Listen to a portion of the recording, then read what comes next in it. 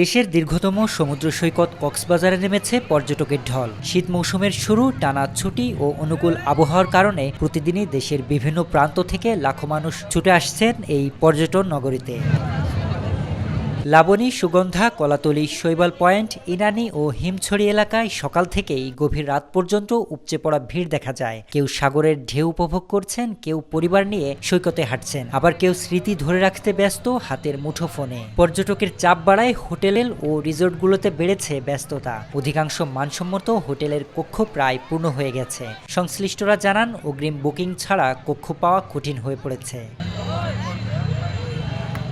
ঢাকা ও চট্টগ্রাম সহ বিভিন্ন জেলা থেকে আসা পর্যটকরা জানান, কক্সবাজারের সমুদ্র, খোলা পরিবেশ ও প্রাকৃতিক সৌন্দর্য মানসিক প্রশান্তির এক অন্যতম উৎস। পর্যটকের আগমনে স্থানীয় ব্যবসা বাণিজ্য ও অর্থনীতি চাঙ্গা হলেও অতিরিক্ত ভিড় ও পরিবেশ রক্ষায় সচেতন থাকার আহ্বান জানিয়েছেন সংশ্লিষ্টরা। সব মিলিয়ে নীল সমুদ্র আর আনন্দঘন মানুষের উপস্থিতিতে কক্সবাজার এখন উৎসবের নগরীতে পরিণত হয়েছে।